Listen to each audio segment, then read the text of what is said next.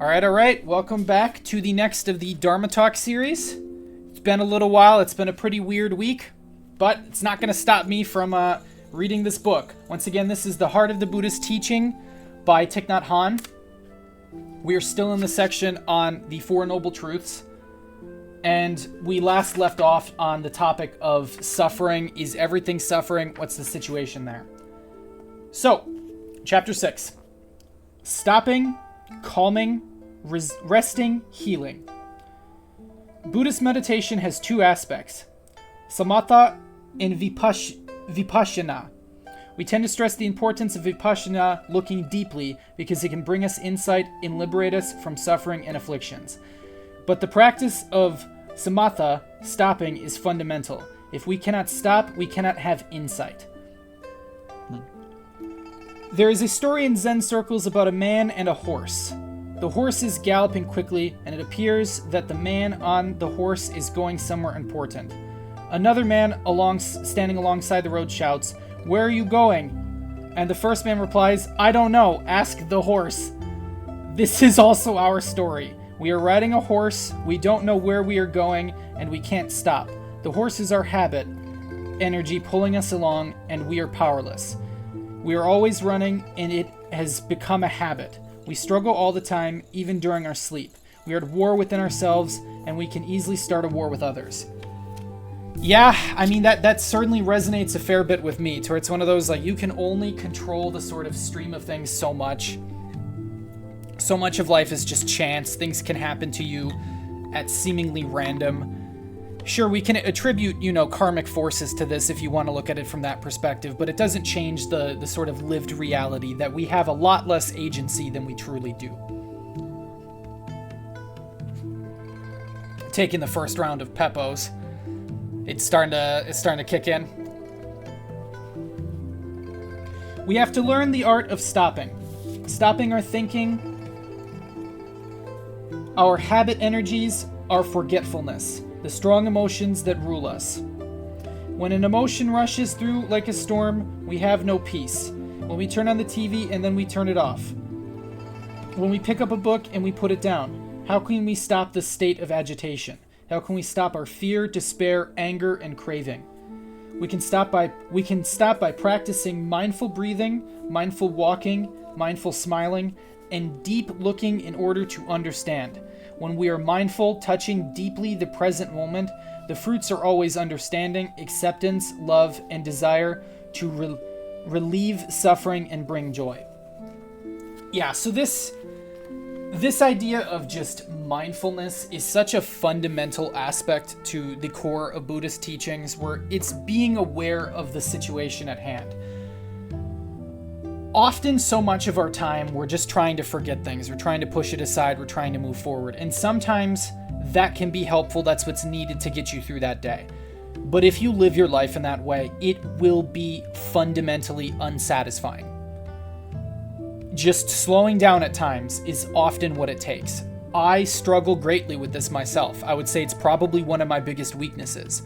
I suffer pretty profoundly with insomnia. And as far as I'm concerned, insomnia is basically just, for me, the brain not stopping. It refuses to just be. I'm constantly thinking about things. And it does bring suffering. It is deeply unpleasant. I'll be real with you. But our habit energies are often stronger than our volition. We say and do things we don't want to, and afterwards we regret it. We make ourselves and others suffer, and we bring about a lot of damage. We may vow not to do it again, but we do it again. Why? Because our habit energies push us. We need the energy of mindfulness to recognize and be present with our habit energy in order to stop this course of destruction. With mindfulness, we have the capacity to reorganize the habit energy every time it manifests. Hello, my habit energy, I know you are there. If we just smile to it, it will lose much of its strength. Mindfulness is the energy that allows us to recognize our habit energy and prevent it from dominating us. So kind of a weird connection to the sort of like the psychedelic space plus the Buddhism aspect, Once again, YouTube, harm reduction, education, please don't strike me. I found on a lot of my trips that when you're tripping, especially if you're just like listening to music or existing, it can bring forth a very profound sense of awareness in things that you would not have otherwise expected. And how that kind of, ties into the whole, like, your habit energy kind of dominating your life. While tripping, I began to realize that so many of my day-to-day habits are obsessive and compulsive. I very much think I probably have obsessive compulsive disorder. So many of the things that I do, so many of these like little routines are almost like rituals. They're unnecessary. They're harmful. They're not really providing any benefit to me. But it's so difficult to actually recognize that in the time if you're just going about life, moving place to place, not really paying much attention to what you're doing. And so when you spend that time in retrospect, you realize just how much of your life is dominated by these compulsions, by these habit energies. Forgetfulness is the opposite. We drink a cup of tea, but we do not know we are drinking a cup of tea. We sit with the person we love, but we do not know that she is there. We walk, but we are not really walking. We are someplace else. Thinking about the past or the future. The horse of our habit energy is carrying us along, and we are its captive. We need to stop our horse and reclaim our liberty. We need to shine the light of mindfulness on everything we do, so the darkness of forgetfulness will disappear. The first function of meditation, shamatha, is to stop. So that's the first major series of passages of this chapter. With that in mind, for the others in the call, do you have anything that you have to say on this subject? So, I actually knew a guy who just and I kind of want to know your thoughts on if you think anything about people who just get it, but I knew a guy who was he was literally just your regular average run-of-the-mill American Christian, right? But he just inherently got this. So I was completely enraptured in this experience because I was just hanging out in a cabin with him. He's like my godfather or whatever. And I'm a very worrisome, anxious, plan stuff out type of person as well. And we're going about our day doing all these things, and then at one point we just sit down quietly for 3 hours and just stare out the window at stuff going by.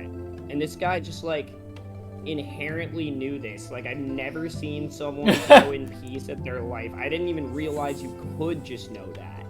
I don't know, I was blown away. He was just he was fucking off the horse. I guess he led the horse to water and made it drink or something. I don't know. It's one of those even in a lot of people who hold beliefs or things that I really don't. It's difficult because that kind of story really goes to show how complicated people are, where they can simultaneously be pretty dumb, frankly, but then understand these deep fundamental realities in ways that is so. It's so natural to them. It's very fascinating. In a way, it's kind of humbling. We got all our shit going on. They may seem to us as though they have less going on, but then at the same time, they still just have such a more stable grasp of things. Shit's weird. Yeah, the dude was swelling with the generosity of the Buddha too. This guy would just be he just did free house and car work and yard work in everybody's yards on our street. It was weird. It was cool. Anybody else have anything to add? Okay. No. Silly farms are starting to hit me. Yeah, just the 3 pieces. Dang. This product is yikes. If you ate this entire thing on no tolerance, you are in. Oh, I could not imagine your fate. You go to Jesterland for sure. You're going to wacky places.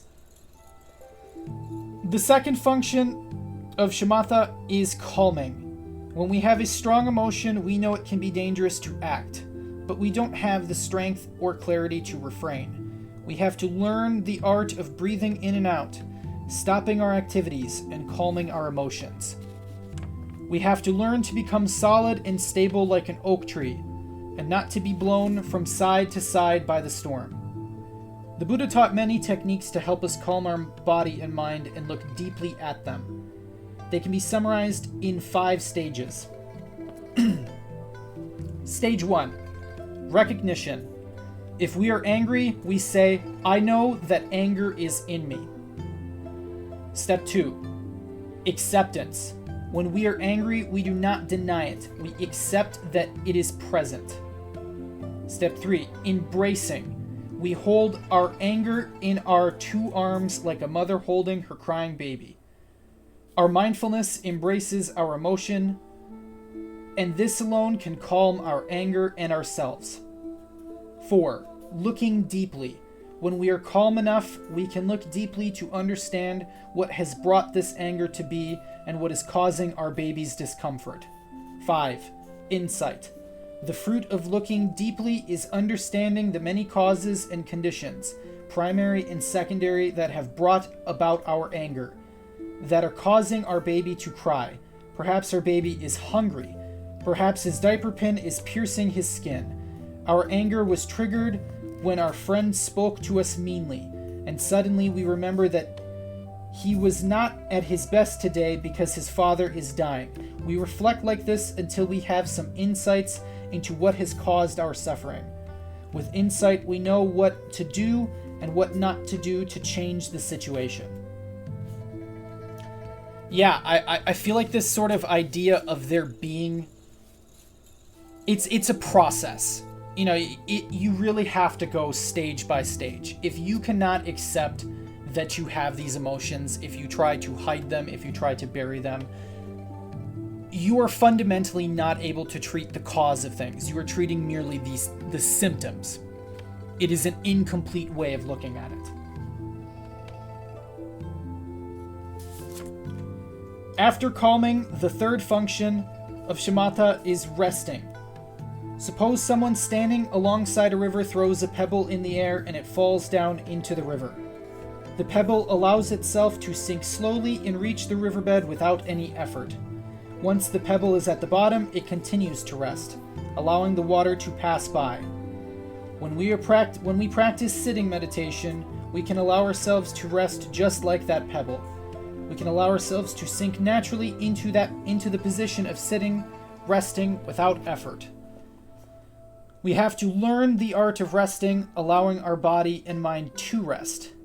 If we have wounds in our body and our mind, we have to rest so they can heal themselves. Calming allows us to rest, and resting is a precondition for healing. When animals in the forest get wounded, they find a place to lie down, and they rest completely for many days. They don't think about food or anything else, they just rest. And they get the healing they need. When we humans get sick, we just worry. We look for doctors and medicine, but we don't stop. Even when we go to the beach or the mountains for a vacation, we don't rest, and we come back more tired than before. We have to learn to rest. Lying down is not the only position for resting. During sitting or walking meditation, we can rest very well. Meditation does not have to be hard labor. Just allow your body and mind to rest like an animal in the forest. Don't struggle. There is no need to attain anything. I am writing a book, but I am not struggling. I am resting also. Please read in a joyful yet restful way. The Buddha said, "My Dharma is the practice of non-practice." Practice is a way that does not tire you out, but gives your body, emotions, and consciousness a chance to rest. Our body and mind have the capacity to heal themselves if we allow them to rest. Stopping, calming, and resting are preconditions for healing. If we cannot stop, the course of our destruction will just continue. The world needs healing. Individuals, communities, and nations need healing. And so that concludes chapter 6. Yeah, I feel like that this passage really kind of sets in for me in a very personal way lately. I feel like I've been doing so much running around, so much stressing, so much worrying, and it's really doing me a lot of harm. It's making it very difficult to even like prepare or plan for moving forward. It's struggling, and sometimes it's just you need to take that time to exist. I think one of my biggest issues when it comes to like the way that I treated pretty much anything. For many years, I considered like even things as vague as fun to be almost like in contrary to growth. The idea that like if you are not making direct progress towards something, you are wasting time. And I think that's fed into many bad habits of mine, where it's not making me progress towards something, it's making me spin my wheels. I'm putting in much effort, but I'm not going very far. Yeah, so sometimes the Dharma hits you at a time when it's most needed. Does anybody have any commentary for the end of chapter 6? Damn, that's heavy. That's really heavy, man. Yeah, I relate It's been to a rough that week. quite a bit. Yeah. I feel like this has a lot to do with capitalism too. Yeah. Where it's just like The Protestant work ethic. if I was looking for a succinct way to describe why capitalism is so antithetical to like human joy, I would just ask you to pick that right. Yeah. There. But the problem is, it's like there are empathetic people, there are patient people, and there are the forces of Mara. And there are so many very, very dangerous people in power who have no problem stealing away the rest from even those going into retirement. You're going to try to take that from them at last minute. You're going to do this nonsense tariff pump and dump. And you're just going to rob them of that opportunity of rest after decades of hard work. There's so much cruelty in this world, but at the same time, there is great beauty. But we can't appreciate that beauty if we do not really take a stand against the kind of cruelty that we see these days. It is really becoming a fundamental issue. It's one of those, like, it's cliche to say, but I feel like the world in many ways is at such a turning point this year. We have so many changes in so many different places where these old paths of dominance, these old paths of imperialism, these old paths of forcing will upon other people is coming at a head with the amount of information. Right, like some warlord can, keep you down in a time before the internet because you didn't know that there is more out there beyond your small village. You didn't have that choice. The people demand change. And while there are many who are slowing things down, who are dragging their heels, who would rather, put down others to put themselves up, it is a losing trend. And unfortunately, it seems like it's going to have to get a lot worse before it gets better. But the cat's out of the bag on this one, and the protests lately have really been a way signifying this. We must stay resolute in these times of great darkness, and hope that there will be people in the future who will look back on this moment and think of people like us with respect and not with scorn for having not done enough. Dude, was that out of the book? No. Nice. Very nice, colleague. You were quite an insightful speaker, my friend.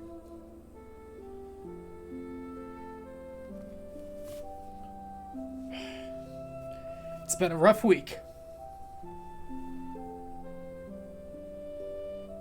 This is such a vibe. This is such a wild vibe. God.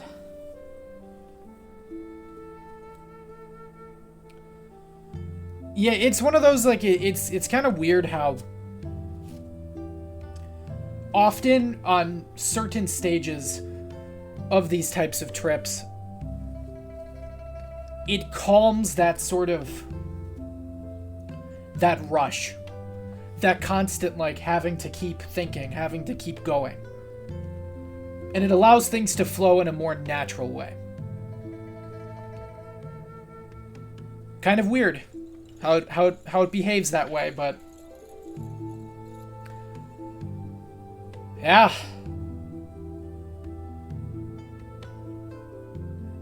And this concludes this episode of Dharma Talk. This was an important chapter.